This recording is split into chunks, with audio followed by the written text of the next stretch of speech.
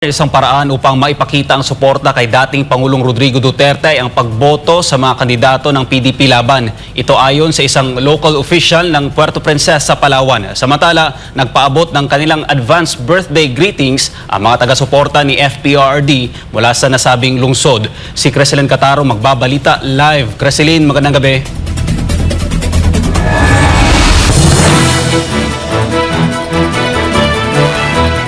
Almar, magandang gabi. Matagumpay na naidaos ang Ayusin Natin ang Pilipinas Nationwide Campaign Rally dito sa Barangay Poblacion dito sa Puerto Princesa, Palawan. Ito bilang isang suporta o pagsuporta sa lahat ng mga senatorial candidates ng Duterte team.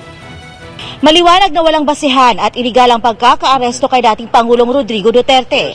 Ito ang binigyang diin ng Puerto Princesa City Councilor Elgin Damasco, lalo't hindi na anya miyembro ng International Criminal Court o ICC ang Pilipinas.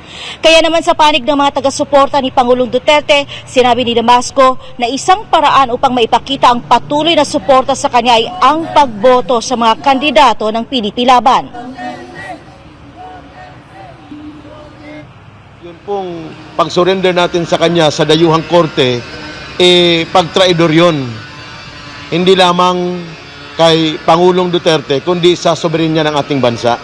Magagawa na lamang natin ngayon para iparamdam sa ating pamahalaan na hindi natin gusto yung kanilang ginawa, yung pagsuporta sa mga pinili ni former President Rodrigo Roa Duterte na mga kandidato pagka-senador.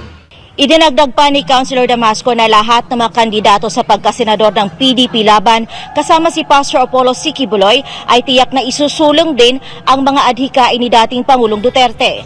Kaya nararapat lamang aniya na suportahan ang lahat ng Duterte team. Kasama na dyan si Pastor Apollo C.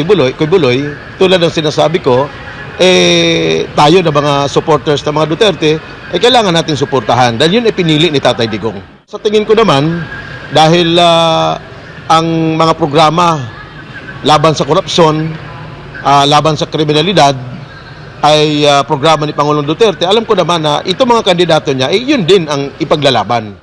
Kaugnay nito, ipinahayag ng mga taga-suporta ni Pastor Apollo kung bakit dapat piliin ang butihing pastor na mailuklok sa Senado. Sa paniniwala ko, kung si Pastor Apollo Quiboloy ay makarating sa Senado at hanggang sa Presidente kung kinakailangan, ay yun din po ang panalangin ko dahil wala na po akong nakikitang ibang leader na makakagawa ng katulad ng ginawa ni Pangulong Duterte kundi sa pamamagitan ng ating mahal na Pastor Apollo C. Quiboloy. Si Pastor ay zero corruption. Si Pastor Apollo C. Quiboloy po ay galit sa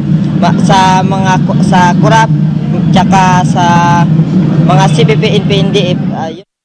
Maganda pong halimbawa si Pastor Quiboloy kung ano po ang nagagawa niya sa Kingdom of Jesus Christ. Ito po ay gagawin niya rin po sa bansang Pilipinas po. Samantala, sa Marso 28 ay nakatakdang ipagdiwang ni dating Pangulong Duterte ang kanyang kaarawan. Kasabay nito nagbigay ng kanilang advance birthday greetings ang mga taga-suporta ng dating Pangulo mula rito sa lungsod ng Puerto Princesa. Ang wish ko ni Tatay Digong ay bigyan siya na mahaba pang buhay. Yan yung pangatawa. Kasama ang pamilya at ng mga kaibigan niya. Ang birthday wish ko sa kanya, pabalikin siya dito sa Pilipinas. Kaya Tatay Digong, kung maaari ay magpalakas ka ng katawan at saka ng isipan, huwag ka ma-stress, patuloy kang manalig sa Ama na tutulungan ka ng sambayan ng Pilipino. Mahal ka namin. Advance happy birthday. Sa huli, isang makabuluhang candlelighting ceremony ang isinagawa sa Puerto Princesa, Palawan bilang bahagi ng Bring Him Home, a prayer for Tatay Digong. Ito isang panalangin na naglalayong ipahayag ang pagkondena ng taumbayan sa ginawang pagkakanulo ng kasalukuyang administrasyon kay FPRRD na ngayon nasa kustodiya ng International Criminal Court sa The Netherlands. Ang nasabing aktibidad ay kasabay ng Ayusin Natin ang Pilipinas nationwide campaign rally ngayong Marso 22. Almar, sa kabila ng lahat ng pagsubok ay nananatili ang diwa ng pagkakaisa at paninindigan ng Team Duterte supporters. Hindi nila hahayaan na maputol itong ligasiya ng pamumuno na nagbigay sa kanila ng seguridad, kaunlaran at malasakit. At sa darating na halalan, isa lang ang kanilang panawagan, ang ipaglaban ng isang bansang may tapang at malasakit. Para sa Diyos at sa Pilipinas, kung mahal, balik sa iyo, Almar. Yes, maraming salamat, Cresilyn Catarong, sa iyong live report mula dyan sa Palawan.